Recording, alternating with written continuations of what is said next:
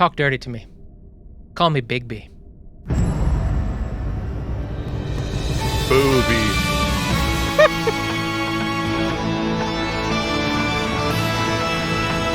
I mean, your first one was good. It was good, but I'm not going to recycle it. Yeah, it's got to be on the fly, man. Yeah, you're right. The world will never know. No. I think the world's going to be fine with that. No, I don't think it's going to be fine at all, but that's for a different podcast. But not the world. What's up, everybody? Welcome back to Keith and Mike Watch Deep Space Nine. Today, we're talking about Season 6, Episode 15, Honor Among Thieves. We're going into the criminal enterprises here on... they have a whole crime planet. Very excited to talk about it. How you doing, Mike? I've lived my whole life wanting to be part of a syndicate, Keith, and I've yet to achieve that status. But I would, I'd vouch for you, or what's it called? Yeah, you're not focused at all. There you go. There you are. I'm never focused. Yeah. What's it called when I have to vouch for you? I have to put I sign for you. I just watched it yesterday. What was it called? It left a good impression, a lasting impression. I mean, if I I would do it for you, Keith. You wouldn't remember, so it's fine. Listen, I'd be remiss if I didn't take the opportunity to give a nice congratulations to my Philadelphia Eagles, who took care of business. Now, for those of you who don't live in Philadelphia and only know about Philadelphia from the kind of national opinion of our sports fandom, 80% of that is pretty true. Oh, it's very true, yeah. But we're very invested, we're very smart, and I will say this. Well, one of those is true. Twice in my life, right? Both times after national tragedy, and a little bit at Christmas. Stay with me. There is a pocket of time where everybody's nice to each other, and you get highs in the supermarkets, you get high fives on the street. Now, this was firstly after 9/11, which was a terrible time, right, sure. And this was not ubiquitous. There were absolutely communities of people who were not enjoying the good vibes. All right. But there was a pocket of time where there was an outpouring of empathy and togetherness in the city, and it was so short-lived, and I never experienced it in the city again after that moment of time. At Christmas time, sometimes you get it if you're at like a Frank's Nursery and Crafts and are getting your Christmas tree, and there's some good feelings and good vibes. But something about the city of Philadelphia when we have one of our teams in the championship. I've never experienced it in another city. I've never experienced it among another fan base. It is something special. I'm talking about in the dentist's office, at the vet, in the supermarket, at the gas station, people throwing out go birds, high fives, people on Reddit helping you do stuff where usually it's just like the internet is a troll fest. Not on Eagles subreddit, all right? People bending over backwards to help you out. I need a ride to the parade. It's a wonderful time here. And that has been, I didn't know how much I needed it, Keith, that sense of community, but damn if it didn't come at a great time. And it has been, man, one of the best weeks of my life, just enjoying friends and family. And the best part, I was telling you this on text, and I think any parents out there will get this. I had to wait my whole life to get a champion, to get a Super Bowl. My dad never lived to see one. My grandparents never lived to see one. And my nephew, who he's like in his iPad all the time. I don't really talk to him much. He's 8, I think, 7. No, I'm lying. He's 6 or 7. He is super into football now. He was wearing his jersey. He came over to watch the Super Bowl at my house. He sat right next to me, like this far away from my face, for 4 hours, just talking football, high-fiving, enjoying, screaming, yelling, carrying on the whole nine. It was freaking incredible. And the game wasn't even close. So I never had to feel that like I'm going to throw up, throw my hat, turn off the TV, to change the channel kind of feeling that I generally you couldn't have painted a better picture. So thankful, I'm so happy, and I'm going to bring that exuberance into today's episode. Okay, all right. So this episode gets 142 stem bolts, no matter what. Well, unfortunately, the episode didn't follow me into the good vibe zone, but we'll see. Well, yeah, no, I was genuinely happy for you more than anything else, and you're right about that community. And So in that sense of community, Mike, you watching? Here we go. Go Eagles. Oh, nice. I appreciate it. I'm going to just sweat for this whole episode because I decided on a knit cap and a sweatshirt. And I'm directly under the heat vent, so this should be good. Okay, well, there it is. I mean, we're nothing if not hot. So, all right. So let us talk about last week's episode and get your hot takes on One Little Ship from our patrons. Now, if you would like to join the conversation, all you have to do is tippity type there on the YouTube. But if you want me to read it, man, it's gonna cost you. It's gonna cost you up to 99 cents a month on our Patreon, patreon.com/K&M. Oh no, I thought I grabbed a sparkling water, Keith, but it's definitely a non-alcoholic beer. Okay. Well, it's non-alcoholic, so that's all that matters. I know, but like, is there enough water content in that for it to be enough? I mean, I'm gonna sweat.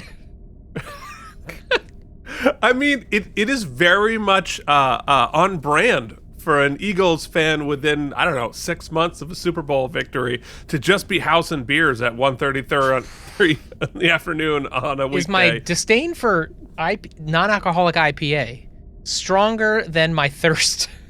I mean, and laziness to go upstairs. I didn't know they made non-alcoholic IPAs. Non-alcoholic brew.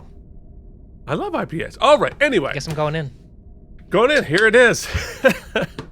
All right, so One Little Ship, Joshua Cronin writes in to say, I got a kick out of this episode. It's funny, but I still love the science of it. I, too, would love a game where you fly and run about around, not just in the Defiant, but in space, and do battles and land on planets as a wee little ship. I give it 88 self-sealing stem bolts, 100%. But I wanted... Because like if you're a little thingy flying in space, you might as well be a big thingy, because you don't have a perspective. I want to fly around my house, and I want to sneak around, and Your own house? You want to sneak around? I don't mean it in a pervy way. If I wanted to perv on something, I'd want to be in somebody else's house. Well, that's what I'm saying. Like, what are you gonna do at your house? Like that you can't do now. I just mean for the video game task, I have to evade the cat or something. I don't know. Okay. Sounds fun. All right. Why don't you get a little drone with a camera and just fly it around? So you can achieve this. Yeah, but I need to be rewarded with mission stars at the end of it. Oh, okay. I could text you. I could text you stars. If you could just give me those little star stickers we got in elementary school, I'd do pretty much anything for those, for sure. All right, Jason Moe says, I'm only 30 seconds in, but that opening bumper was one for the ages. It sure was. Today's was not. No. I think Deep Space Nine has a strange habit of releasing absolute god-tier Trek episodes, Trials and Tribulations, Far Beyond the Stars, and following them up the next week with a subpar, goofy, and borderline embarrassing episode like Let He Who Is Without Sin or One Little Ship. To be fair, One Little Ship is not nearly as bad as Let He Who Is Without Sin, which is surely in the bottom 2% of all Deep Space Nine episodes, but to follow up the majesty of Far Beyond the Stars with Honey, I Shrunk the Kids in Space was disappointing for me at the time, and I'm clearly still nursing that grudge to this day. Your review has upped my opinion of this episode a little bit, and some of the special effects are pretty impressive, but those scenes of Bashir and O'Brien shrunk down in the circuitry are just so incredibly Hoketown USA. As Mike accurately put it, 66 stem bolts. But I'm glad we got you up to 66. I mean, he's right, though. You definitely talked me up from my initial feelings, but Jason sobered me again. Awesome. So awesome to have you back, Jason. I know we said it before, but I'll reiterate. And yeah, I definitely my fondness for One Little Ship has diminished over the week. So I'm sort of back in his boat. Now the scores are set, right? It's like Mount Rushmore. Despite what people say, yeah, we're not adding anybody. Well, that said, we might just blow it up. We are in an era of whether we should is not the same thing as whether we will. So yeah. Anyway, I agree, Jason. There's a lot of hope. By it. Yeah. I like One Little Ship, and I make no apologies. Now I'm gonna plant a seed. You ready? I'm gonna plant a seed, Keith. All right. At least it knows what it wants to be, right? And so it brought the whimsy and brought the fun. There are some episodes that should have been whimsy. The premise is whimsical, but then play it then go for like a dramatic gray area morality tale, and that mashup is not always chocolate and peanut butter for me. Okay. All right. That's fair. You know, we are going to talk about it because that's sort of what we do here. It's fair. So, Brian from Video Game Drive-By says, this is such a fun episode. It could easily be silly, cheesy romp, but it knows exactly what it is. The elements I actually enjoyed the most is the introduction of the alphas to the Dominion minions. That's well done. It was as if they'd spent so much time setting up the Gammas as sympathetic slave race that they had to introduce a new version. We'd be okay with the Federation gunning down in droves. That's so smart. Oftentimes I don't read these at a time. I love that idea. That's so smart. I couldn't tell. What are you talking? Look, my reading comprehension and ability to speak words with my mouth does not change no matter how many times I've read it. Yeah. I'm like a goldfish. It's new every time. So Brian from Video Game Drive-By continues, it's an interesting wrinkle, and back in the day, I couldn't see where it went. Talking about the two different types of Dominion minions. Also, I love the circuit forest. My only gripe is it felt too dark. Also, that console didn't have any exploding rocks in it? Unbelievable. Immersion totally broken. Mike, do you know of the Star Trek trope? No. So on Next Gen specifically, but moving forward all the way, anytime there's like an explosion on the bridge, they throw foam rocks out of the consoles. The consoles, as I'm aware of it, are not made of rock. That's funny. But every time they explode, you see foam rocks come out. So it's weird because the Starfleet standard rock pile was not in the Defiant this time. No stem bolts. 0 out of 100. Okay, I kid. 85 self-shrinking stem bolts. I'm glad this community is here. I agree about mushrooms. I like the flavor they impart on my food, but I always remove them. Food tastes different if I don't have the mushrooms included. Yeah, and that's an interesting distinction there, especially for us neurodivergents. My issue with mushrooms is not necessarily the taste, although I have come to associate it with gross stuff. My issue with mushrooms, 100% texture. I can't handle the texture of mushrooms. If there's mushrooms in a cheesesteak or in a sauce, and I don't notice it, and if they're not big and chunky mushrooms, I don't. And even at times, like a certain stews, I enjoy certain mushroom taste, maybe, or at least I don't notice it. You're right; it's 100% the texture, except for truffles. Oh, truffles are totally different. No, see, not for me. They're on a different level. The smell and the taste of truffle or truffle oil is double revolting to me. Interesting. Yeah, for me, I love. Many people do. Truffles. Yeah, no. I don't even like talking about them because I can smell it. I don't consider them mushrooms, even though they are very much obviously mushrooms. But for me, I got ruined because when I grew up when I was little, we didn't have a lot of money, and so we had a lot of meals that were sort of like what we could come up with, right? And that often meant putting canned mushrooms on our pizza and that kind of stuff we should make at home. And they were those horrible canned slices of mushroom that are like, it's like gummy candy, but like mushroom and horrible. Ugh. That ended mushrooms for me for all time and space. And I make no apologies about it. All right, anyway. Harry Pothead says, the comparison of DC Fontana and Mary Wollstonecraft Shelley is absolutely ridiculous. For one thing, sexism in the English-speaking world has been more patriarchal than the rest of the Western world for a very long time. Second, DC Fontana told me in person and to my face the reason I don't know her name was Dorothy before meeting her was the NBC would not allow a female writer on a Western show or a science fiction show. This was 1992. So I think there may be some hiding dishonesty amongst facts. Yes, we got in, unbelievably cool. Very cool. To actually have met Dorothy Fontana and talked to her about this in person. Super, super cool. We had a long discussion about this last week. You can check out if you want. To posters. Harry Potter. Yeah, no. The original comment, I want to say. Yeah. They've written back recently trying to clarify that the point was that sci-fi in general has been a bit more progressive of a medium ubiquitously. And I would say that a general rule of thumb is definitely true. But I mean, when you start to drill into the weeds, that doesn't mean that it didn't exist within, right? Right. Yeah. Well, no, absolutely. Not to rehash the whole point. And that's also true of lots of art in general. But our art, musical theater, right? Like probably the leading edge of progressivism within an art form. And yes, and always has been and probably always will be. It doesn't mean there hasn't been lots of isms even within our special little world. Well, which is why I think, just to, since we talk about these topics, which is why I think there is such concern in that the current administration, which has, I think, very blatantly proved that they are not particularly progressive in any sort of social way.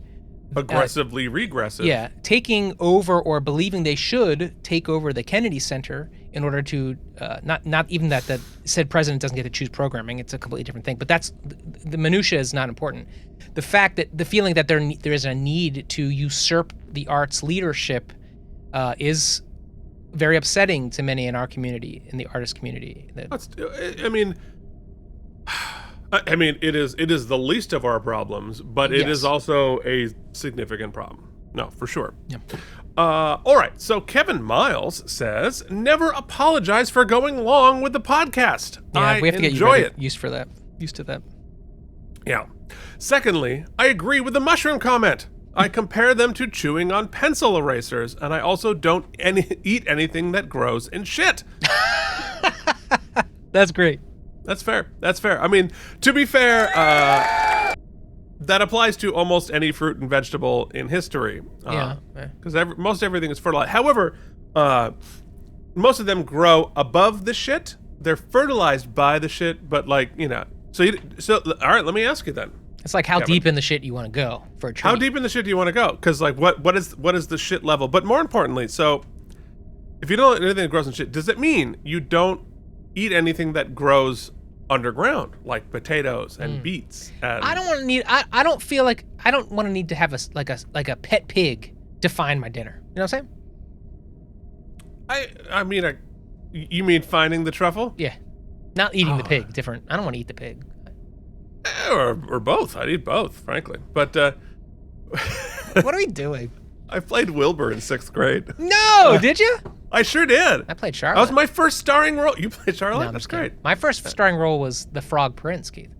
Oh, how about that? Actually, no, that's not true. 6th grade, 5th grade, I played. It wasn't.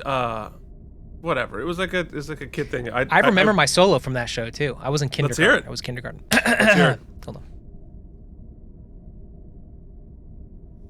Goldilocks, Goldilocks, wilt thou be mine? Thou shalt not wash dishes or yet feed the swine, but sit on a tuffet and sow a fine seed, and feed upon sugar plums something that rhymes with seed.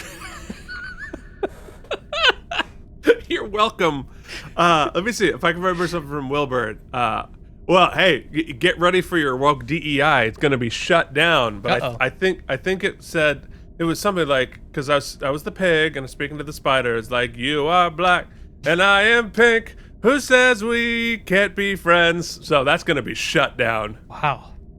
I thought me playing Gomez Adams was bad, Keith. Well, no, but no, I was You should grow your little mustache. Oh, Keith doing blackface after all this time. No, I was the pig. All right. Anyway. Pink face? I was pig face. Keith did snout face. Put it on the internet. I did snout face, and I had, I think I have them somewhere. So I put my little, felt pig ears that they attached to a Walkman headset. Oh, that's actually pretty clever. Yeah, so, I stuck, the ear thingies behind my ears and wore the little pig things. And had pink tights under pink shorts and a pink turtleneck. Yeah. That's Keith, right, want to hear ladies. something cool?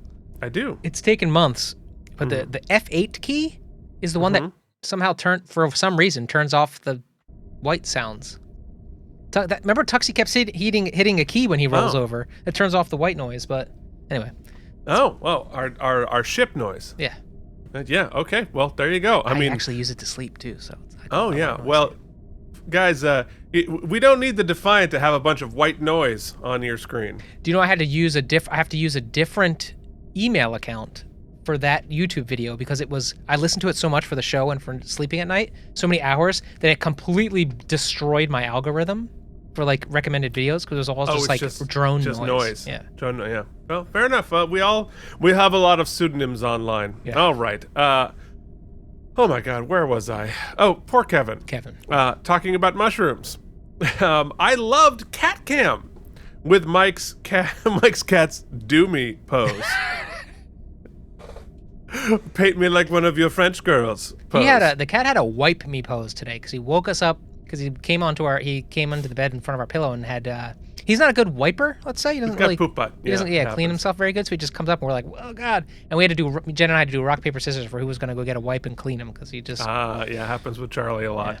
Yeah. I gotta buzz the fuzz, otherwise you get problems. I have a dog that is cleaner than my cat. That makes sense. Especially makes sense with Tux. Yeah. The dog actually follows him around and tries to like lick his butt for him. I don't think like Cece does that. No, she's. But I feel like the other two dumbasses totally would. Get your animal questions for our next AMA coming up. Oh, good idea. Yeah. Good idea. All right. Kevin continues. Now on to this episode. I give this episode 95 self-sealing stem cells. Wow. Thank you, Kevin. Have my back.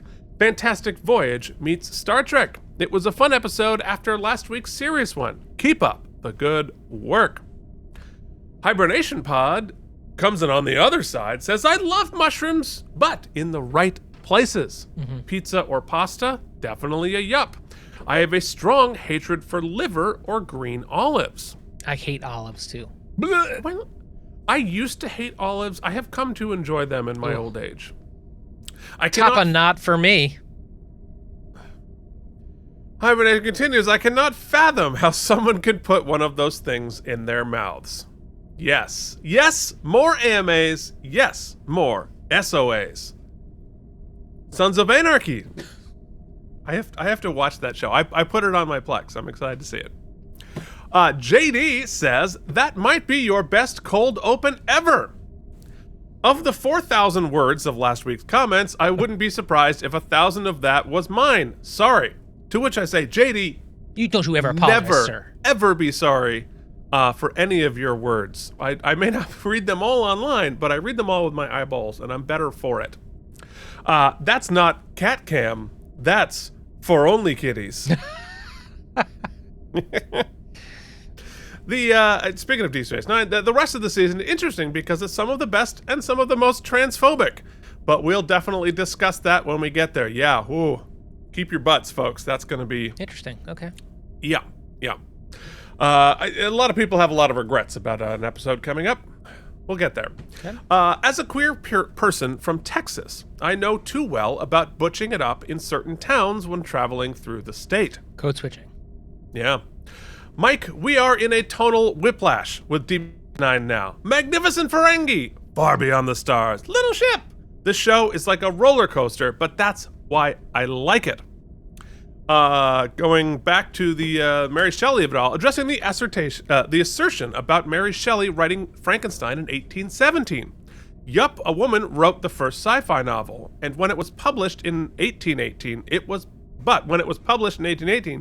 published anonymously. It wasn't until the book's success and a reprint into multiple languages that an edition in 1923, 100-something years later, credited her as the author. A literature critic of the time wrote, the writer of it is, we understand, a female. This is an aggravation of that which is the prevailing fault of the novel. But if our authoress can forget the gentleness of her sex, it is no reason why we should, and we shall therefore dismiss the novel without further comment. Tell me how sexism didn't exist. The character Kira, represented in this episode, is not based on one incidental woman who had to hide her sex in the 50s and 60s, but 3 different women. Tell me again sexism didn't exist. Now he's coming at me. And I think it's a fair point. Keith, also, please be careful about asserting a person's comment in such a straw man way. It makes your response a bit too erratic. I understand what you're trying to say, but you didn't say it coherently. I feel like that could be said about almost everything I say on the entire show. But fair enough. Mm-hmm. I did not go back and listen because I know I didn't say it coherently and I'm going to have regrets. JD continues, oh my god, the Packlids would have been amazing in One Little Ship, but it took 25 years for Mike McMahon to make the Packlids awesome.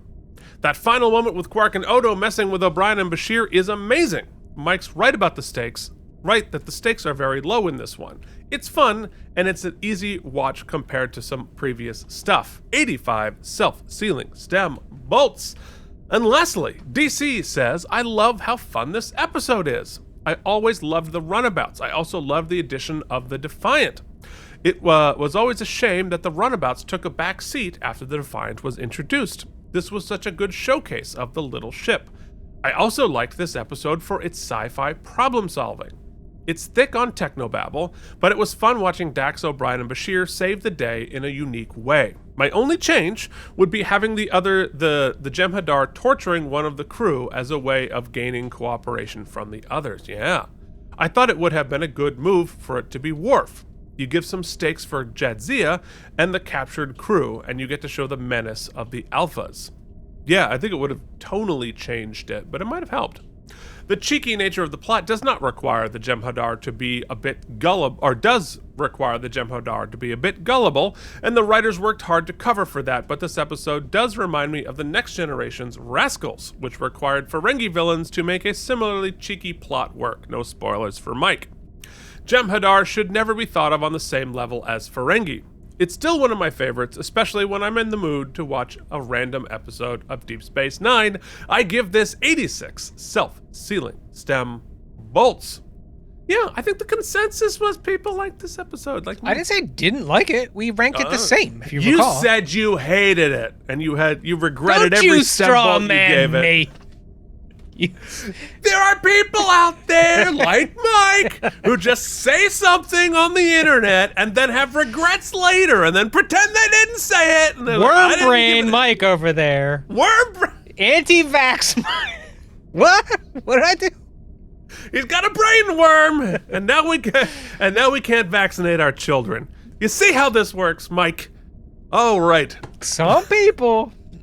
Others have said, some have said, oh, that's my least favorite one. Yeah. But people are saying Mike doesn't want you to vaccinate your cats. I don't understand cats. They're weird. They walk around, they think they're better than me. All right, let's talk about the episode. What am I talking about? Season 6, episode 15, Honor Among Thieves, aired on February 25th, 1998. We're almost synced up, because we're recording this on the 13th of February, just a few years after 1998. The top song, finally. I know. Mike, are you ready? Mm-hmm. I'm hoping that you're going to sing the song near and far and wherever you are. I know that my heart does go on. We'll stay. Get ready for it. Forever this way. I am here and you wipe my poo butt. No, thank you. Come on, Keith. When I get old, we don't have kids. We have to look out for each other. No, we have discussed this at length on our other show. Do you have a nephew that's going to come from Vermont to take care of your toiletries? The minute I can't wipe my poop, kill me. See, Jen says the same thing, and I'm like, I guess I'm going to be a widower because that could come at any time. No. Jen and I need to have like a murder pact. What? Now, would you look into like a colostomy situation before you just kill yourself? Oh, yeah, no, I mean, I didn't say like I wouldn't. I'm not looking forward to it. I'd probably get like a rag on a stick. Yeah, but you didn't say exhaust all possibilities first. I thought it would be inherently in there. Like, well, I'd write it down, buddy, because I'm ready to pull that plug. Well, I'd rather you pull my plug than wipe my butt. The top movie. Careful.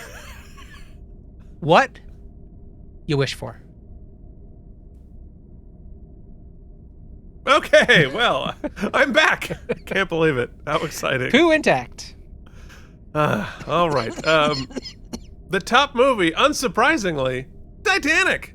Still on the top. It's going to be on the top for weeks. I don't think people today have any idea the magnitude of that movie. Like, think about your number one movie this year or the last 10 years, the last 20 years. How long was the number one movie at the top? Like 3 weeks? 4 weeks? Titanic was on top for months. Craziness. You know what didn't last for months? Because it was just aired this very night on television, Mike. Oh, yeah, okay, good segue. There's a lot of stuff. We're not good today. Keith, I'm guessing that the Olympics was airing because heading up Dharma and Greg, the official Dharma and Greg episode of the 1998 Winter Olympics. That's what the name of this episode was. And there was a bunch of other stuff on, but one thing I wanted to point out, because I actually think it's, we're talking about brave episodes and episodes that are uncomfortable or whatnot. Ellen had an episode that was called It's a Gay, Gay, Gay, Gay World. Now, this was not the episode where she came out, right? This was an episode where... Was this before or after the puppy episode? I believe it's after, because... Okay. Yeah, but the episode was... it's almost like an Ally McBeal sort of caper type episode where... I'll read the synopsis from IMDb. When shopping with Ellen at a local hardware store, Spencer... That was Jeremy Piven, if you all remember. Gets a whiff of an experimental bug spray, which sends him into a dream world where homosexuality is the dominant sexuality and heterosexuality is the oppressed minority. Ellen and Peter then discover Spence to be a closeted straight man in a mostly gay world where Joe is attempting to win his affections, and Paige is a butch type involved with Audrey. How interesting. So, it's not just sci-fi out there fighting the good fight. Ellen was... I wrote a show like that. It didn't work. Yeah, once Ellen sort of came out, she went for it for the brief period of time before that show went off the air, and she didn't hold back. Good for her. That's awesome. Man. Yeah, good for them. All right, what was Voyager doing? They were doing the episode Retrospect, in which Seven is assaulted by an arms dealer. That was a dark episode. All right, Honor Amongst Thieves was directed by Alan Eastman. Piece of trivia that no one cares about. This is the second episode in a row directed by an Alan who spells their name with 2 L's. And that same Vorta, right? Didn't we just see that Vorta? That's right. Yeah. This is Eastman's only episode of Deep Space Nine. It has a story by Philip Kim, who was a producer's assistant and got a show on the air. Awesome. With a teleplay by Renee Echevarria. And in this next segment, we're going to find out I kind of liked his original pitch better. Now, Keith, waste your time with trivial trivia. When can we see that episode? You ask this like every week. And you know what? Fun. One of these weeks, you're going to be right. Okay, cool. So, there you go. All right, so in a trivial trivia, veteran character actor Charles Hallahan was originally scheduled to play Bilby, but unfortunately was stricken with a fatal heart attack just a few days before filming was set to begin. Actor Nick Tate, who had originally auditioned for the role but lost out to Hallahan, stepped in at the last minute and agreed to fill the role in memory of the fallen actor. Wow. Yeah, it's interesting. I thought he was good. Yeah, it's not the only time that's happened on Star Trek, and I'm sure somebody is going to make the reference below. I'm not going to do it off the top of my head because I don't want to be wrong. But yeah, happened on the next episode of Next Gen. A new transporter effect was designed for the episode for the scene where Ramus and Gelnon transport in. That was cool too. I wonder if it's the only time that's ever used, because I don't think it's the Dominion transporter. I think that's a specific one for the Orion. I don't know. Somebody answer that question. I don't know. Nick Tate who played Bilby, also played Durgo on the episode Final Mission of Next Generation. He also is well known among sci-fi fans for playing the regular character Alan Carter on the British cult sci-fi series Space 1999, which aired in what year, Mike? 1975. I don't think I ever watched that. It's probably on BBC something. Keith, am I gone? No. You still see me? I see you. I hear you. Everything looks normal. What happened on your end? Oh, the browser where you exist is absolutely gone. Weird. Yeah. Okay, I'm not going to touch anything. Okay. You're recording. Well, we're recording. I mean, as long as we're recording. Yeah. As long as can you see me? Yeah, everything's great. But you can't see yourself. The browser's just on. I think it's on a phantom monitor somewhere. Oh, yeah, fair enough. That's the problem when you're nerds like Mike and I. You connect so many monitors and everything that the computer gets confused sometimes. Oh, often, quite often, yeah.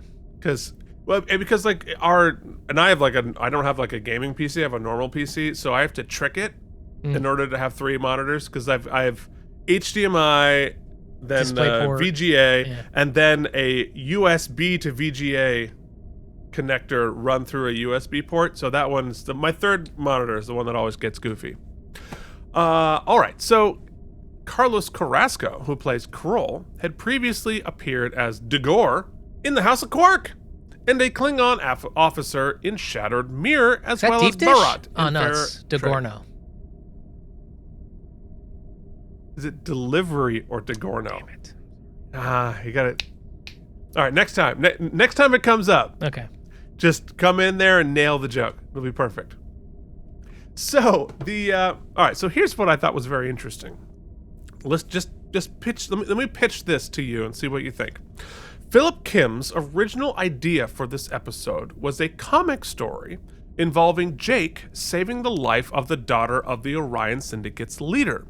And due to his actions, Jake is befriended by a number of high-ranking Syndicate members. At first, he loves it, with his new friends able to get him anything he wants whenever he wants. However, Jake and Nog have a small argument on the promenade, and the next day, Jake discovers Nog is in the infirmary after suffering a nasty beating. At this point, Jake realizes he's into something he can't control and goes to his father for help. The comic element of the story was to come from the fact that while Jake was trying to extricate himself from the Syndicate, Quark is trying to work his way in, so he decides to be Jake's new best friend. Ultimately, however, it turns out the whole situation with the daughter had been set up by a member of the organization trying to usurp power for himself.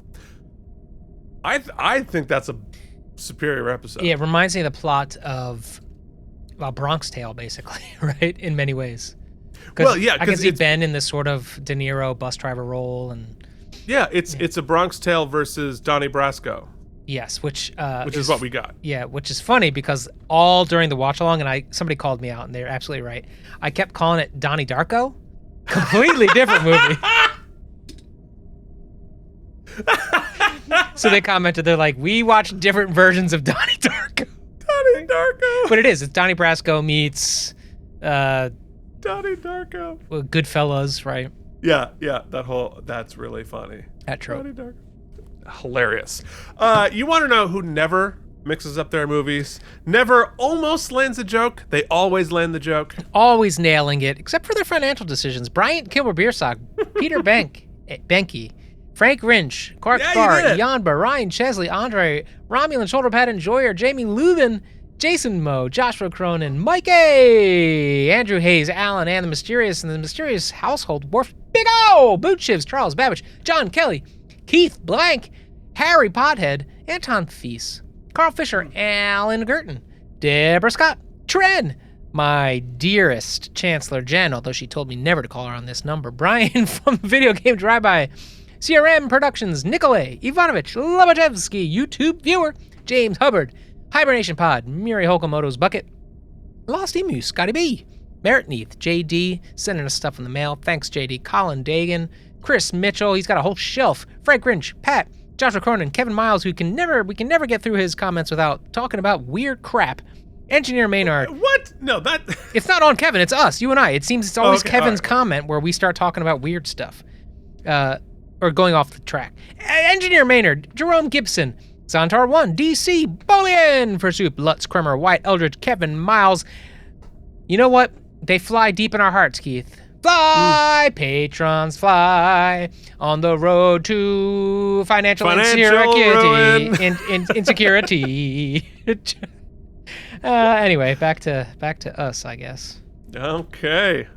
The guest stars this week are Michael Harney as Chadwick, Carlos Carrasco as Kroll, John Chandler as Flith, Leland Crook as Gelnon, Joseph Culp as Ramus, and Nick Tate as Bilby.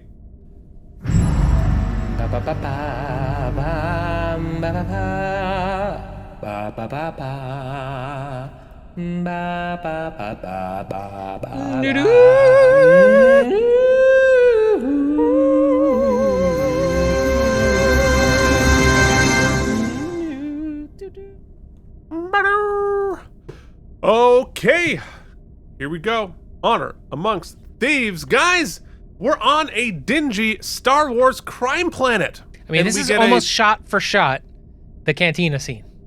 Like over the shoulder, looking at the... Mm-hmm. Yeah. They're in the dark corner. We do start with a very well integrated establishing shot of flying trains. Yeah, that was cool. Which I thought was it was like a really composite, well done. right? It was like a matte composited with digital.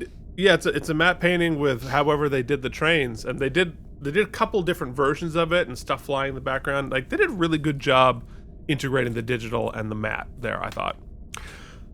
We arrive in a dimly lit cantina filled with a few aliens doing drugs and a Bolian and an undercover O'Brien at the bar. A criminal named Bilby is discussing criming with two henchmen.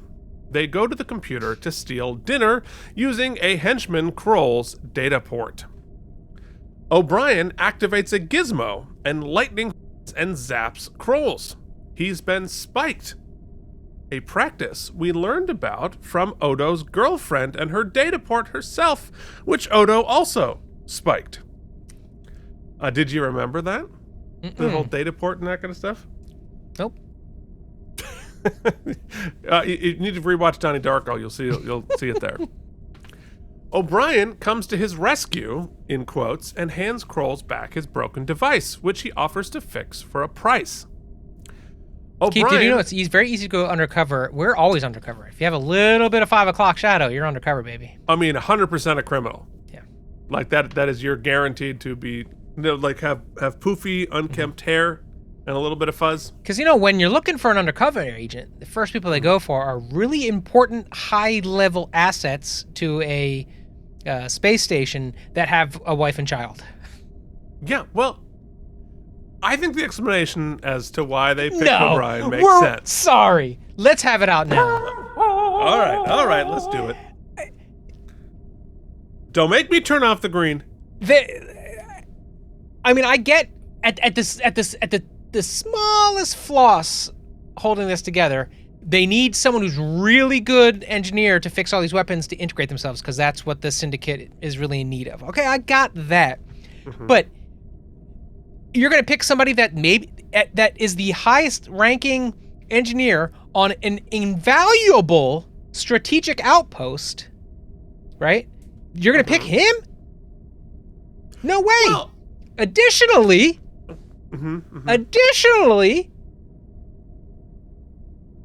I've forgotten. Don't get old, folks. I knew it was coming. You saw my brain spinning. Like I have. Like, how many more times is he gonna say additionally? I've watched Mike's brain enough to know by the third additionally he had no idea what he was gonna say. No, additionally, they have not done enough work, and this is one of my criticisms of the episode. Like, the Orion Syndicate, like we've got, you know how in like wrestling, sorry, I hate to do this. There's like stables. The idea of stables where like it's just a bunch of bad guys who like hang out together, and they're like, well, we hang out together enough. Let's have a name, right?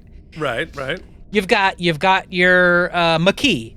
You've got your Obsidian Order. You've got the Dominion. You've got the Oriole Nines, or the What are the... Yes, Mike. Organizations have names. Right, but my point is that, so we've got a bunch of stables of baddies on this, right, the show. Yeah.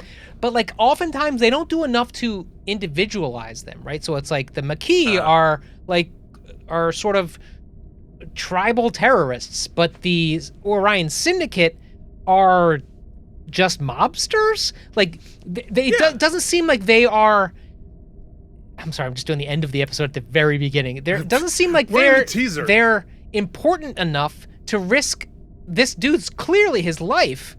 It just doesn't seem important enough. Even though, okay, so we're trying to find a mole, but then when we find the mole, we don't even like to say the name or make any importance of it.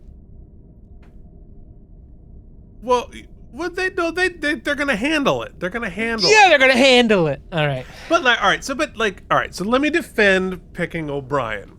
Okay, first off, O'Brien is one of lots of useful engineers. The same way, there are lots of starships and shows and space stations, and if we were watching them, we'd think they were the best engineer in the world. You'd think it's Geordi. Yeah, but he's on Deep Space Nine. They need Deep Space Nine, and clearly Deep Space Nine cannot run without him. Did you see that elevator, Keith? I think that speaks to the incredible incompetence of the people working under him. Okay, fair. Because he's clearly not a very good engineering teacher. Mm-hmm. He's a terrible teacher. But also, all of their regular agents, they can't use because the Orion Syndicate knows they're all of their regular agents. So it has to be somebody out of left field, as a rule, because they've been compromised. So, and we haven't had an O'Brien Must Suffer episode this season, and we have to get that done. That's fair. That's fair. I mean, that's an essential part of Deep Space Nine. All right, so where are we? Okay, so O'Brien talks to Bilby undercover. He's not O'Brien, of course. And Bilby says, fix the data port and bring it tomorrow morning, and then we'll see if we can be friends. So later, cat cam. As Mike just pounds beer during the episode. It's not alcoholic. Oh, sure. It says it right on there. Uh-huh. So later, O'Brien reports to his secret Starfleet handler. He looks very familiar. Yeah, he's done a lot of stuff. I don't know if he's done Star Trek before. I'll look him up. Or whatever. So we find out that O'Brien is trying to infiltrate the Orion Syndicate. I think we know him from The Practice. The Practice, yes. I'm trying to think. It's on the tip of my... that guy. Let's look him up. He's that guy. Yeah, look him up. All right, I'm going to look him up. Here he is. It's Michael Harney. Of course. And you know how you really know him? Orange is the New Black. Orange is the New Black. That's how we know him. Amongst a lot of other stuff. He was on the Iron Claw. Let me see what else did he do. Orange is the New Black. He did 67 episodes of Orange is the New Black. Wow, that's great. Good for him. He did 3 episodes of Vegas. Remember the musical? Oh, yeah. I didn't watch it. I didn't either. I watched the pilot. And Hugh Jackman. Oh, the other thing we know him, Deadwood. Okay. There it is. Okay. All right. I feel good now. He did an episode of Boston Public, which was in the same world as The Practice. All right. Anyway, we're never going to finish this episode. So we find out O'Brien's trying to infiltrate the Orion Syndicate. O'Brien wants to go home, but his handler says the Syndicate knows the names of their undercover agents, so they had to pull in someone who wasn't in the agency, or perhaps section? Tux is a wormhole? Stop meeting in the alley right across the street from the bar. Find somewhere else to talk if it's that dangerous. They're just dating. It's fine. Well, at least they're obscured by weird smoke, so that's good. I mean, it's a crime planet. There's no sun, and there's just lots of weird smoke. It's the same thing as steam. Steam! Steam means New York City. So, see, I don't mind tropes, like roleplay tropes, if we're doing whimsy, but this is supposed to be dark and seedy, and I'm like, well, that makes some better decisions. We'll get I think O'Brien makes. All right, anyway, so O'Brien he has to figure out who the mole is, and then he can go home. He's also very bad at undercover. I thought he was great. Nah, man, he got too close. That's bad. I mean, he wasn't. It's first he role, was man. great at undercover. The guy had no idea. The guy wouldn't believe him when he said he was what he was. Anyway, his handler reminds O'Brien that if You know what he was? He wasn't catches just him, under the they'll covers, kill him. Keith. He got under the sheets too, and that's the problem. He didn't get under the sheets, and that's a strong man. All right, so we have a moment where Odo, where Odo, Quark, and Bashir complain to Kira about O'Brien not being there, and everything is breaking, including Bashir's heart, because his buddy is gone. Poor O'Brien. Would you complain to the boss if I had been pulled off to secretly infiltrate the Orion Syndicate? Probably a little bit. If all right, so I'm just saying this. If I had to go in to infiltrate the J6 choir, and I was gone for a long time, you're holding hands with your cat. That's cute. That's cute. Charlie is asleep above me, like he always is. Very cute. Hi, Tux. Anyway, Cisco tells them all there's nothing he can do, and he can't say when O'Brien will come back, but that O'Brien can take care of himself. Back on the crime planet, O'Brien proves himself by making the blinkies on Kroll's data port go. And Bilby says, very impressive. If I was a suspicious man, I might ask myself how a tinkerer living in one room on Janami Street managed to fix such a complicated piece of hardware so quickly. But he's not a suspicious man. He maybe should be. Bilby takes O'Brien back to his house to continue the discussion. And O'Brien meets Bilby's beautiful cat named Chester. And now, I will say this for Bilby, for the Bilby story. You might think, with all of my wormholes so far, that I would wormhole up and be like, yo, they trust him way too much. But I think they actually do yeoman's work, and the performance is strong enough to make it seem that Bilby is, A, got his balls in a vice, right? And B, is, like, really lonely. Like, everything he says about O'Brien being lonely is really about himself, I think. Of course, yeah. And so I think it makes some clear sense as to why he is a little bit taken. That's actually good. That's a very good point. And I don't think I'd clocked it, but you're 100% right. Bilby is projecting so much of his own experience onto O'Brien's character. Yeah. All right. That explains a lot. So, but anyway, love that he's a cat dad. Yeah. I think the only redeeming thing about this dude is that he's a good cat dad. Yeah. And we are pro cat here on, unsubscribe if you must. We are pro cat dad here on the, Keith and Mike. I mean, like, I wish we could talk about the pitch meeting of like, all right, we need a mobster name, and just like Bugsy. It's definitely Bugsy Malone. You know, like Bipsy and Bobsy. Bigsy is like, they probably had their original draft was probably like Bigsby something. Bigsby Boopsy. Butcher Pants, or like, you know, Small Finger or something. Boopsy Butcher Pants. The small finger. There it is. Wow, I can't believe we didn't work on this show. It's amazing. Say it again. Bipsy, Butcher Pants, small finger. Could somebody make that figure, please? Oh, Tux is not appreciating your comedy. He's like, you stop moving. Stop moving, dummy. O'Brien thinks he's about to get whacked, but Bilby knows Boopsy knows he's useful. And he's done a ton of research on O'Brien's fake backstory. He shows him a Klingon disruptor. And he has a mic stand in his apartment. He's got a mic stand. Yeah. You know, maybe and he's got sound baffling. Maybe he does a podcast. Criming with Boopsy here. The most important thing, it's family. You know what?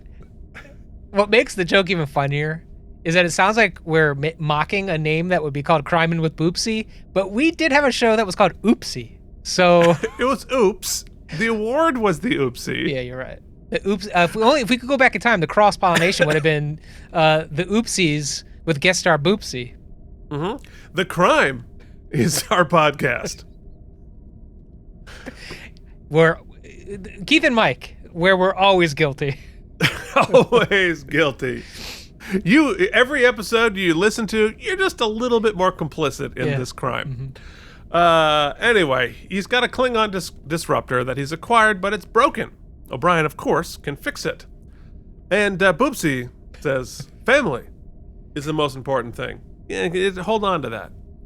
He pays all of his money, or at least what doesn't go up the Orion food chain, to his family in New Sydney. Definitely a missed opportunity to have him be from New Zealand. Then O'Brien proves himself honest by telling Boopsy the truth, that his wife's cake is dry, not a euphemism. And Bilby says, what do you make of that, Chester? I found myself an honest man. Must be my lucky day. What's that character on The Simpsons? The Simpsons, like, today's gonna be the day for old Gil. Oh, Gil. Gil? He reminds me a lot of Gil. Today's gonna be the day. It's gonna be great. Gonna be it's my lucky day today. And then everything falls apart every time. And I will say that Nick Tate is doing a good job seeming normal and relatable. But the problem, I think, for me in this episode is that they're doing so much work making us like this guy, he is absent any menace. Well, until he murders the man. But even then, I think it's... But even then, I don't think it's a little late, yeah. It didn't match the character that we've seen. Well, here's why. So, you're absolutely right, and I have thought about this, and I think it's because if you look at Casino, if you look at Goodfellas, or any of these sort of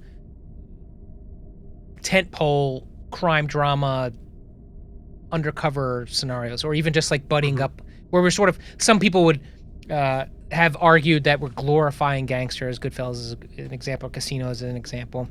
Right.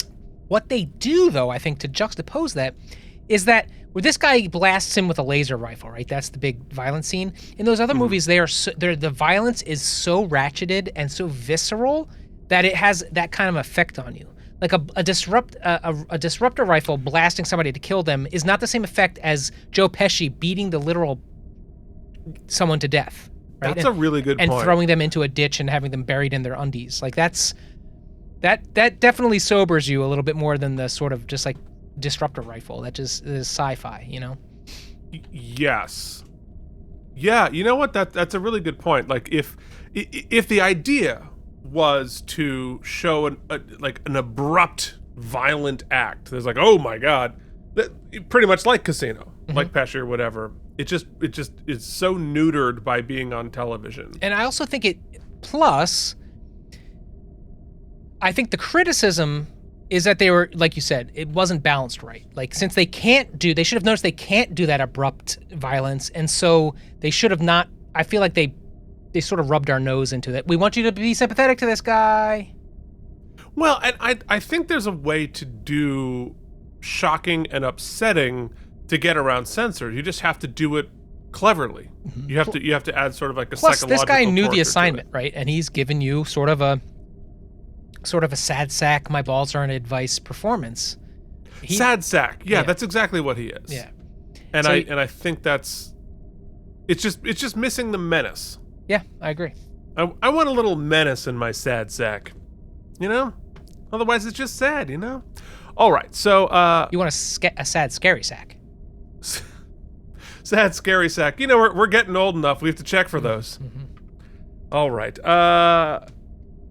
O'Brien is given the parts that he needs to fix the disruptor by his handler. He got them from the Klingon ambassador to the crime planet, but neither of them know what this is all for. So the criminals are the cat left, and so it's now just my crotch. Now it's just crotch cam. Patreon.com/cam. Wow. That's it's not great. Now, of course, I keep what you're seeing if you're watching me and wondering why am I was wondering what you're reading, yeah. Okay, so the guy who plays Bilby, in my memory, was not that actor. It was another actor who looks like him, but sort of has that inherent menace to him, and I can't for the life of me find his name. But literally up until this point, and I've seen this episode plenty of times, but in my head it was like, oh, it's this guy. veteran character actor. You've seen him in a million different things, and I just can't come up with his name. So I wasn't going to bring it up because it is just unsatisfying and frustrating to make a comment like who's that guy I'm thinking of? Anything? Hey, no, I can't help you. Come on, guys. Who's that guy? I'm thinking of the guy. Come on, think of the guy. Help me with the guy. Who's that guy? Anyway, I'm going to come up with it in like 3 days. Oh, okay, cool. Well, I'll bring it up out of nowhere next week, and we'll have any idea what I'm talking about. So, non sequitur with Keith and Mike. I think that's the whole show. So the criminals are all impressed with O'Brien's fixed disruptors, and O'Brien won't give up who gave him the components. Bilby presses him until he admits that he stole them, and says he wanted to keep Bilby on a need-to-know basis, which Bilby really is delighted by. I don't get a room. But, like, is theft anywhere near the top of Bilby's legal issues if they get caught? It's just like, oh, man, I don't want to it's like going to Hannibal Lecter. I don't want to implicate you in shoplifting. It's like, what are you doing? I don't quite understand why he's so delighted by that. But I guess whether or not that's a wormhole depends on what you think Bilby's IQ is. So he does, however, get O'Brien some fancy new duds and a shower. Some very, very nice green suit ready for the holidays, ready to celebrate the Eagles. I do think O'Brien plays his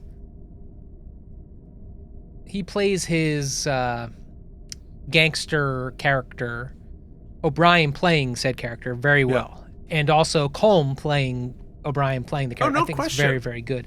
I would argue, and I will argue later, actually I'll probably forget to do so I'll do it now, that once again, another tonal inconsistency, and I think it falls on the direction and the writing a bit, is that Colm's gangster is so cool and collected, whereas Bigsby's gangster is there's an added element of caricature of like gangster guy, and that's definitely not in the performance. That's in the writing and in just sort of this whole setup. And so there is a juxtaposition there, and I think it's supposed to be that O'Brien feels a little out of place, but it's not. It makes it feel like he's too large, even though that's not the performance we're getting. The character is too large. Well, the name Bigsby does not help. And it's actually that's a really interesting point, because I think that everything that the what is his name?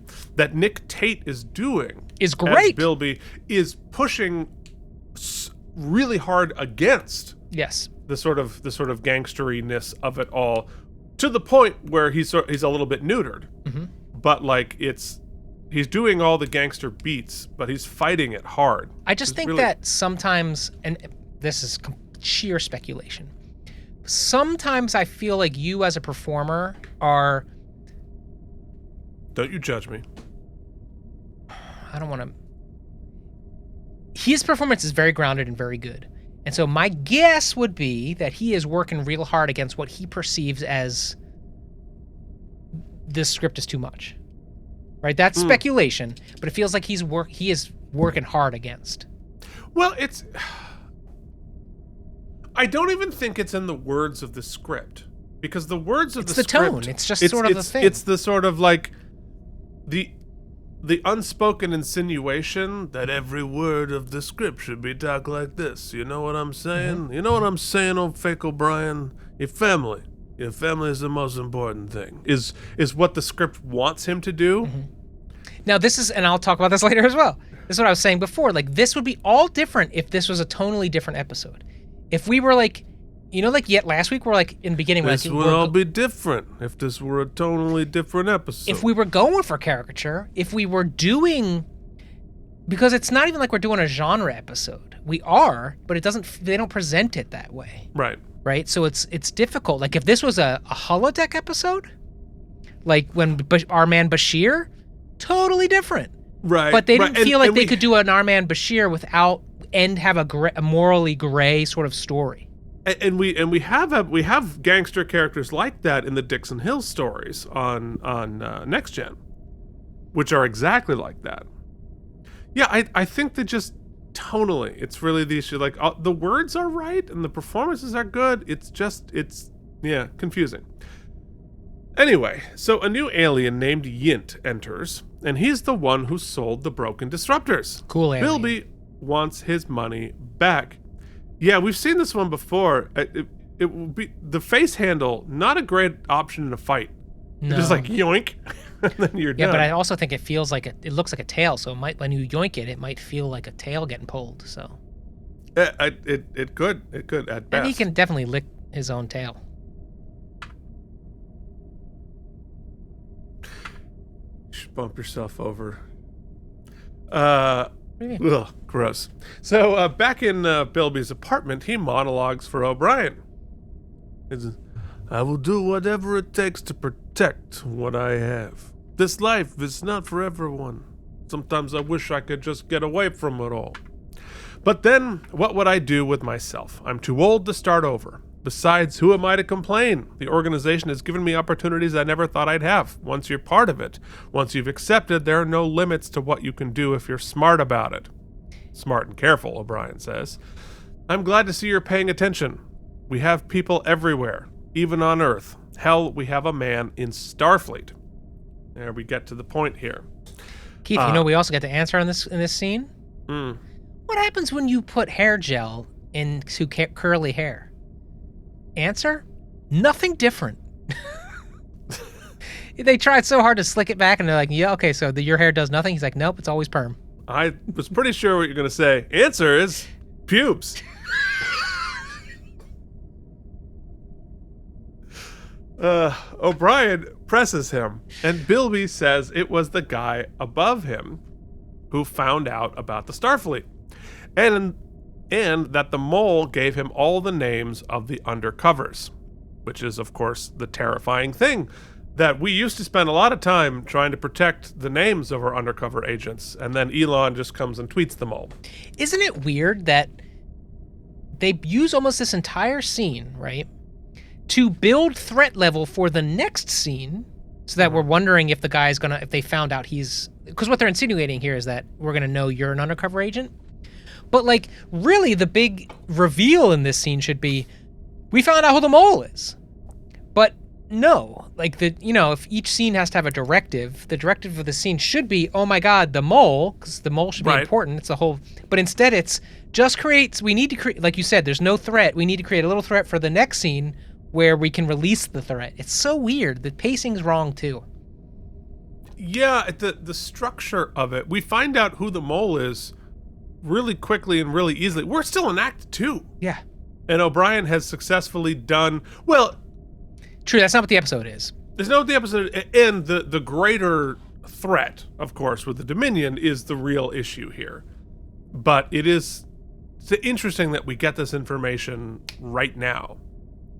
So, anyway, we find out that the mole is a intelligence officer stationed on Ryza, controlling the weather on Ryza, which is an interesting little thing here, because we've already done an episode about the weather on Ryza. Right, which made me, I was spinning in my head, I was like, should I have known who that was? Like, because we went down there with Worf and Dax fighting, right, and everybody was mad because it was rainy.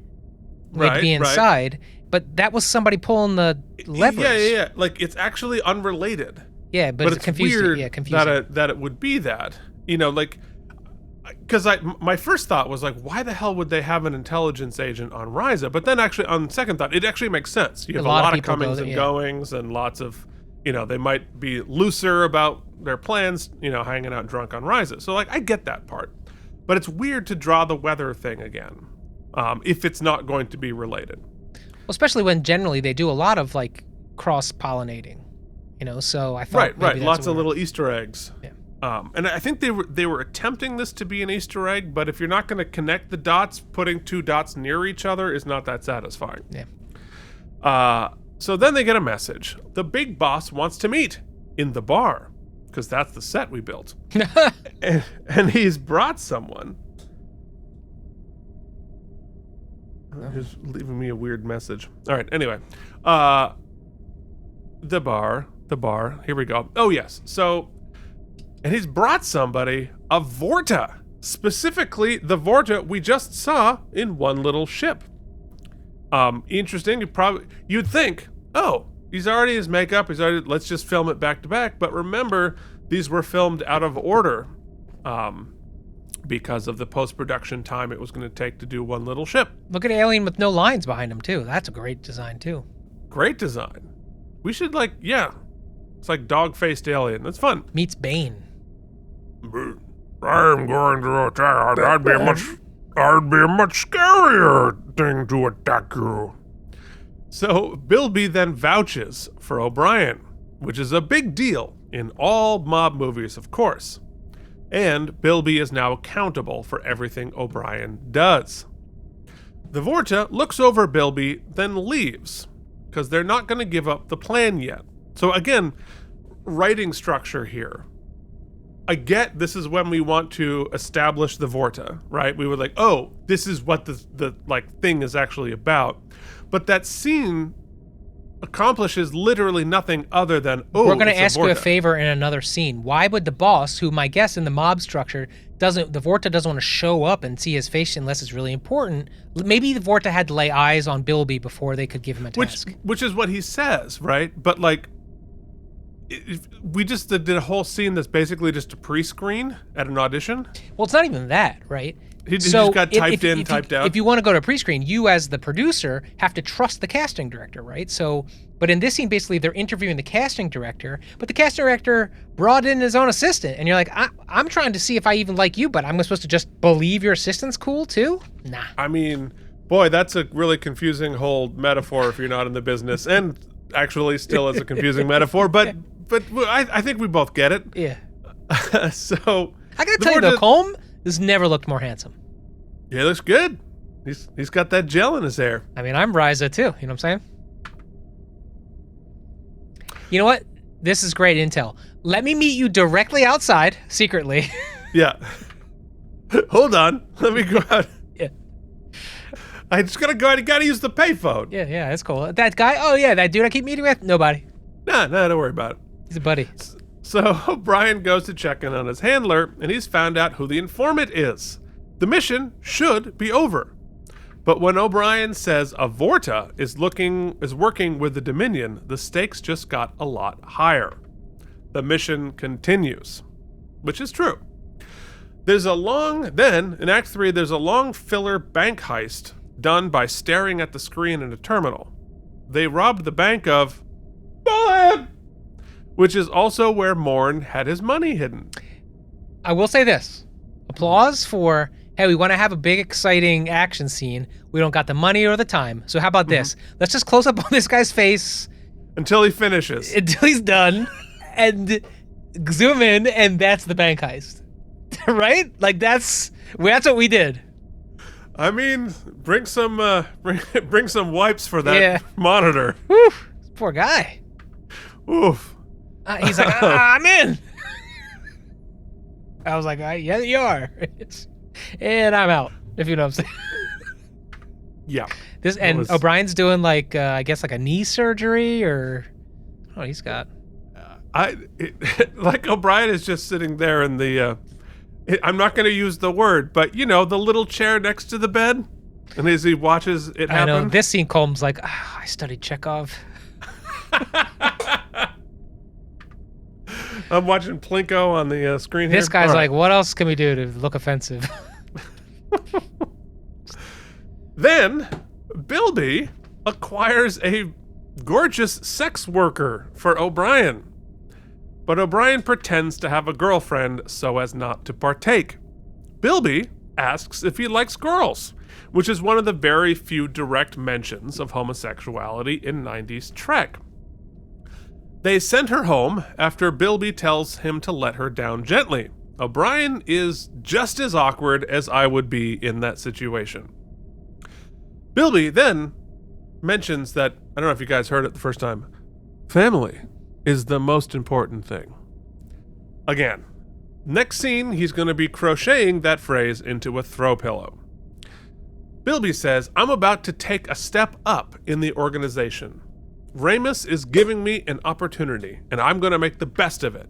Everything's changing. I can feel it. I'm Gil. And it all started when you came along. You changed my luck. And O'Brien says, and I thought you changed mine. Bilby says, I'm going to take care of you. I don't forget my friends, because friends are like family. And nothing is more important than family. Well, at least they Nothing. said. At least they said it. You know. Yeah, it's good. It's good to say. Is he wearing? Looks like he's wearing Overalls, snow pants. Snow pants. You know what? Snow pants is the best answer of that. Yeah, they're gonna go skiing next. It's cool. Family's everything, man. So O'Brien, he should do it like it's not The Rock. It's from Fast and Furious. Vin Diesel. Family is everything. I am Groot. Yeah. O'Brien and his dude. O'Brien and his handler chat. Miles wants to find some way to protect Bilby from what's coming. He does not get much sympathy from his handler. Bilby's best chance is in Federation prison. It's probably true. In Act 4, the next morning they head to the bar, and his boss and the Vorta are already there waiting for them. They know there's a traitor in their midst. We build suspense for a while. The Vorta thinks it's O'Brien, but the boss kills the henchman with the unfortunate mustache. That's a great screenshot. Play it subtle. Well, I mean, he played it as subtle as his mustache. Apparently, he was Like, conducting... if you were just looking at these screenshots, you'd be like, this is a total farcical episode. It's like a farce. They're having fun. Yeah. It's like a murder mystery thing. It's very Crotch cam, no cat. Everyone look at Mike's crotch. It's like Keith walking across to get an action figure. Turn off the camera. Turn off the camera. Stop staring. Stop staring at my Zoom mullet. So, apparently... The Vorta, too. He's like dressed as Robin Hood. Oh, we never got a Q Robin Hood episode with the Vorta, with Wei Yun as Robin Hood. That'd be awesome. So, they get to the matter at hand. They want Bilby to assassinate the Klingon ambassador using the Klingons' weapon. Now, this actually, I think, was the most interesting part of the episode. The Vorta says, let me enlighten you. The ambassador has been advocating that the Klingons break off their alliance with the Federation and concentrate on defending the Empire against the Dominion. Chancellor Gowron, on the other hand, is adamantly committed to the alliance. And O'Brien says, you're going to make it look like Gowron ordered the assassination. Exactly. The ambassador will be seen as a martyr, and his cause will gain strength. If all goes well, the Klingons will retreat into their own territory, and then all we'll have to deal with is the Federation. If something goes wrong and you get captured, you never met our friend here. I understand. I knew I could count on you. And the Vorta finishes with, I never realized how much the Dominion and the Orion Syndicate have in common. It seems like in both organizations, loyalty is everything. No wonder Bilby died. He thought family was everything. You know, I almost think it would be more interesting if we didn't see the Vorta, right? If they just used the Orion Syndicate guy to be communicating with the Vorta or as a consigliere, because then at least it gives agency to the Syndicate so they can be scarier. But right now, he just stands there. Yeah. But then they come across very two-dimensional ultimately. They do.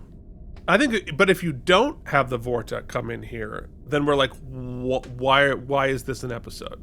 Yeah. Right? Like, what's happening here? But I do think the assassination plot here, actually, it makes a lot of sense, because they're trying to get the Klingons out of the war, and so you actually kill your ally to frame your enemy. Like, it's clever, it's interesting, it's very, Black Ops, and very much in keeping with how the Dominion works. Why fight a gigantic battle when you can just, hire somebody to assassinate somebody? So, it's operating like the CIA. It's interesting. And so I thought that was the best part. So O'Brien tells his plan to the handler, and he says, is this before or after they sing doo-wop around a fire barrel? They just brought the same kids from last episode. So his handler says, I'll contact the Klingons so that we can be ready for them. What are you talking about? If the Klingons get their hands on Bilby and his men, they'll kill them. He says, you have things backwards. Bilby and his friends are the ones that murder people, not us. No, we get the Klingons to do it for us. All I'm doing is following procedures and warning our allies about a possible assassination attempt. What happens after that is not my concern. But believe me, if the Klingons decide to go after Ramus and the Orion Syndicate, I wouldn't shed any tears. So, it's very... it's tough, right? It's Black Ops, it's mercenary, it's a section, perhaps with a number attached to it we haven't introduced yet. But yeah, O'Brien's like, we're letting this guy go into his death. And his handler's like, yep, okay. And he says he's going to pull O'Brien out because he's lost perspective, which in some ways he has. O'Brien then punches him out and goes to Bilby's to warn him. So in Act 5, O'Brien tries to warn Bilby while keeping his cover, but he won't listen. So O'Brien is forced to admit that he's working for Starfleet. And I think that the realization here, this is a really well acted scene. Agreed. I think I think Alan, whatever his name, who plays Bilby, does a terrific job here. Think about that choice from O'Brien too, right? Just punch that dude out. So now he's probably in major trouble, right? Yep. Like legally, with the Federation and all that. And now he goes and tells this mobster who's connected with all the other bad guys that he's a mole. Like, he's really created a completely dangerous scenario for himself. But have you not seen any Mission Impossible movie in history? There are no rules in special ops. Yeah, you're right. Bilby doesn't want to hear it. It's just... But doesn't... Okay, I don't want to get too far in the weeds, but if we're going to have a morality tale, which is what we're doing, right? Right. Every time you put yourself in danger, just like I guess the disconnect for me in this scene is like the empathy here is that like, oh my God, think about the danger we've put his family in, right? But also think about the danger by telling him that you've now put your daughter in, right? You've put Molly in, you've put your wife in, like you're in the same danger. Well, two things. One, we haven't been able to afford them in an episode for a while. Yeah, it has been a while. Although, doesn't he give her name when he's talking about his girlfriend? Oh, very simply. That's right, he doesn't. He's a similar name. Yeah, it's certainly a risk.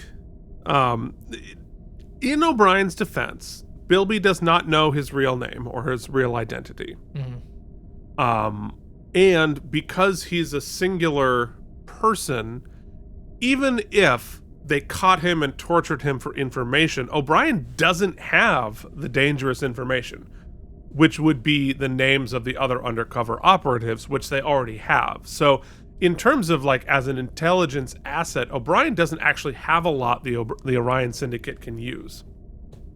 Still not a good decision, but I don't think it's quite as dire as it seems. But Bilby's performance here of sort of denial/panic at the same time, I think is really good. And he says, it is, yeah. Why did you have to come here? Why'd you have to tell me that? I couldn't just let you go. The Klingons will kill you. I'm dead already. Can't you see that? I witnessed for you. Do you have any idea what that means? What if I can get you off of Farius? Help you find a place to hide. There's no hiding from the Syndicate. You know that. Then turn yourself in. You'll be safe in prison. He says, no, they'd go after my family. Make an example of me. Bilby knows he's toast at this point, and he knows that his only chance to protect his family is to go through with the plan, let the Klingons kill him, and by doing so, not reveal that he was compromised by Starfleet. Which is the sort of sticky, scary, moral part of this. And O'Brien says... And then what did we get out of the whole... What did the special ops get out of the whole thing?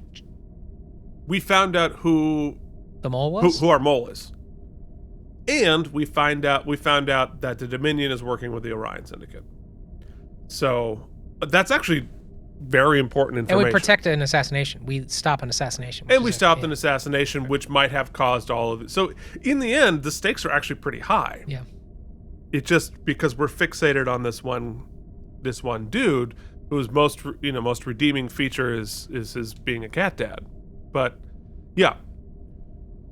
So O'Brien says, Bilby, I never meant for this to happen. I wasn't after you. I was only trying to find out who in the Syndicate compromised Starfleet. And Bilby realizes I wasn't even your target. I suppose I'm not important enough. He's the sad sack to the end. But he does say, and this is the part where I finally became invested. He says, if it's not too much trouble, can you make sure Chester, the cat, is looked after? And he says, be good. Can I ask you something? Back home, whatever it is, do you have a family? Good. That's the most important thing. And Bilby exits to his inevitable death. Later, back on Deep Space Nine, O'Brien talks to Bashir, and he is, of course, plagued with guilt. And I thought this was... I can see the beats of Renee Echeverria's writing here, which I think is really good. And this last beat, I think, is. And he says, O'Brien says, Julian, don't you understand? I was trying to tell you. Bilby trusted me. He put my life in his life in my hands, and I killed him, just as sure as if I'd pulled the trigger. Bashir says, that's not fair, and you know it. You did what you had to, your duty. Is that what I'm supposed to tell myself? It's the truth. But then Bashir says the last thing, which I thought was very wise. He's like, look, I'm sorry I don't have all the answers. All I know for sure is I'm glad you're back. And I think that there is the acknowledgement there that there is no easy answer for O'Brien in this situation. There's no easy answer for a lot of things. And the I was going to say humility, but I think really is wisdom of admitting you just don't know. And there aren't good answers to all these things. I thought that was a great way to end this episode. And we reveal, of course, that O'Brien has taken Chester the cat home and will take care of Bilby's cat, which was by far the number one thing I was concerned about in this episode as a cat dad. But remember the big reveal in Men in Black where they're looking for the universe in Orion's belt, and it turns out Orion was the cat? Mm-hmm. Yeah, Orion and cats, Keith. Sci-fi loves them. Yep. And then Marvel ripped it off with like the super alien cat. All right. Let us do our after show.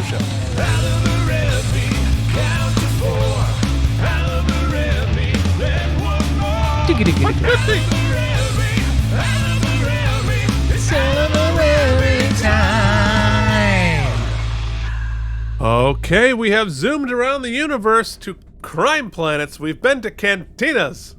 Mike, so low. You look so small, Mike. Hey, what's this framing? What's up, kids? I mean, I'm surprised you didn't just cut to a single crotch cam. I'm trying. All right, so we did some wormholes. Let's do our best moment. Yeah, I think you're right. I think it's, there's a lot of great acting, some great scenes. What you had mentioned, you're like, I think this is the best scene. You had just said it, which remind me, because you were right. Did I? I think that final scene, his acting, where he is, his denial and his panic are happening at the same time, which is a really hard thing to play.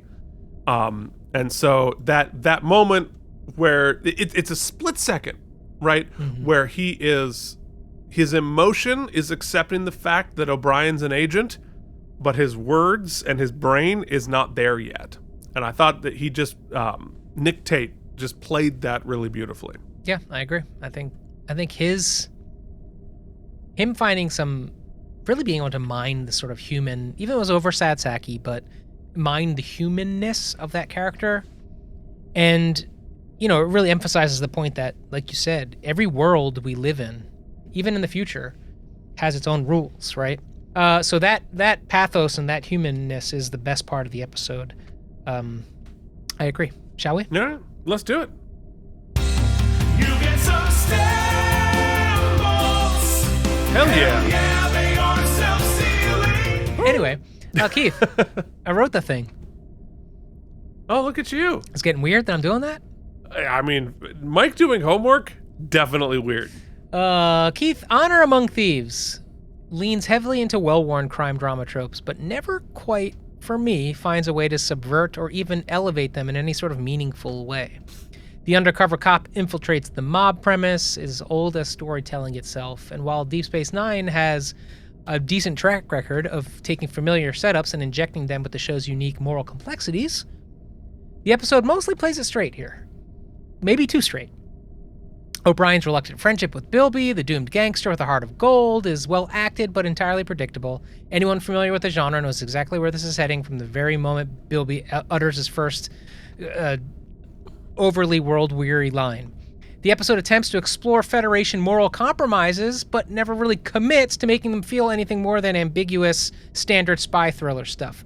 Worse, the Orion Syndicate, for me, remains frustratingly one-dimensional. Despite multiple references throughout the series, they never really have developed into anything more than this genre trope yet. For a show that has deconstructed the idea of noble warriors like Klingons, rigid authoritarianism, Cardassians, and religious zealotry at times with the Bajorans, it's a shame that the Syndicate remains a cut-and-paste crime organization with little depth.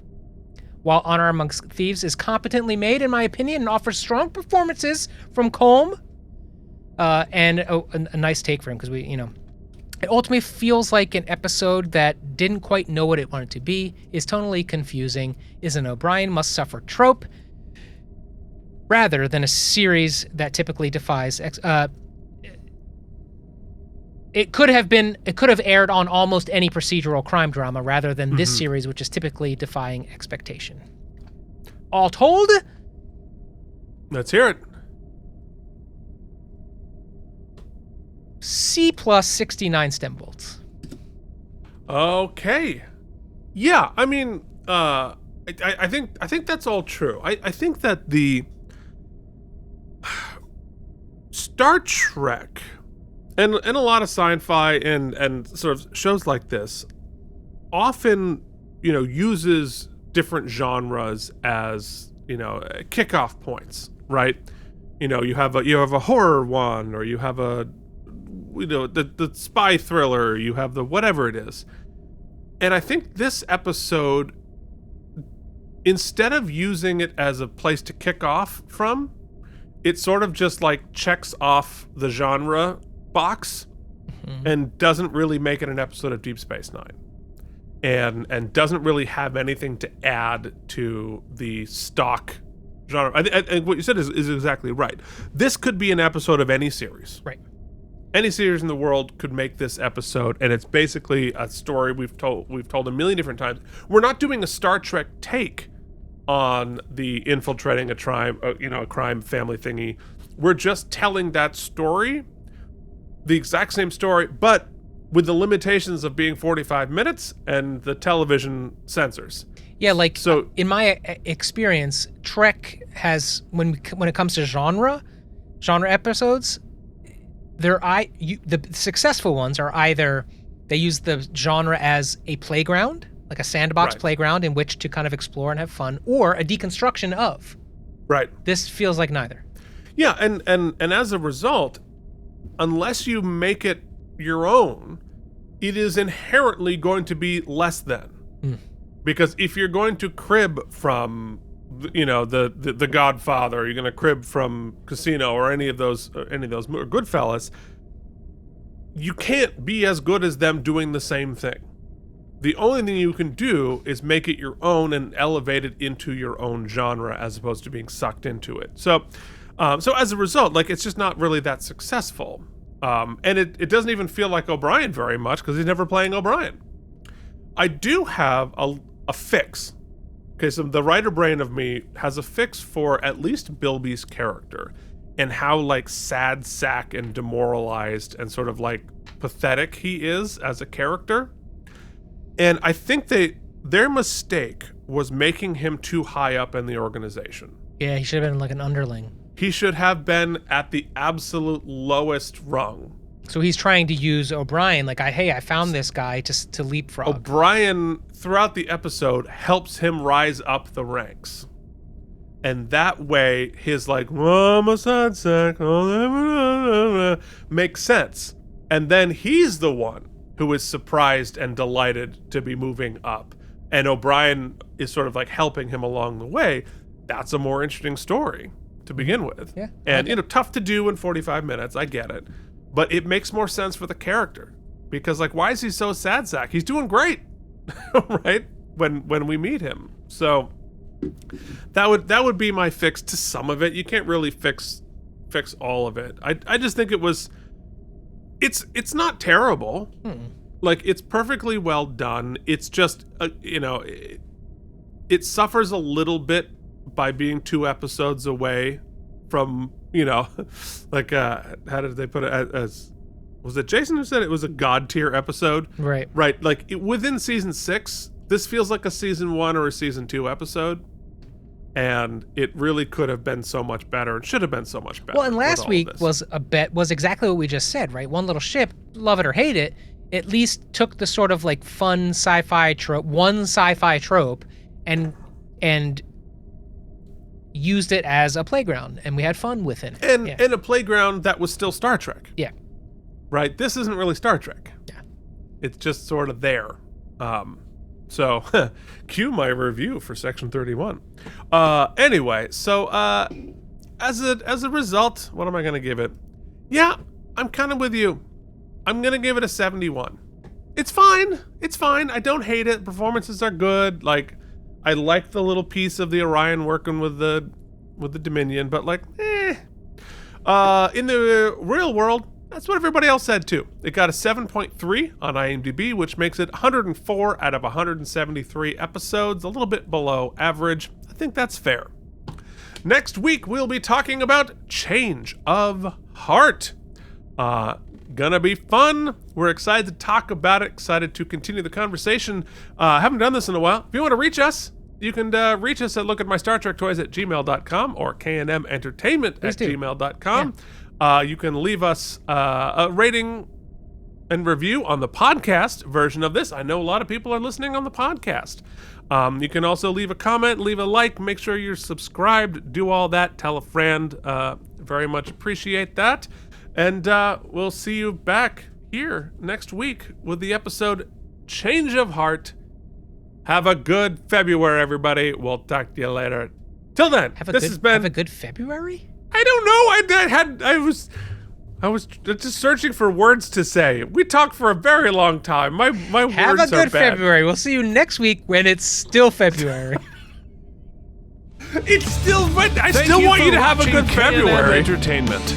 If you enjoyed our particular brand of nonsense, please like and subscribe. Or become one of our Enjoy your patrons March. at patreon.com/ Enjoy your K&M. sandwich. You're not eating one now? You're going to eat one in the future. You should still enjoy it. Buddy, come on, you smell bad. I don't want you sitting on me. It's Tuxie, sorry. You don't know what I'm talking about. I'm not talking to you. Tuxie's over here.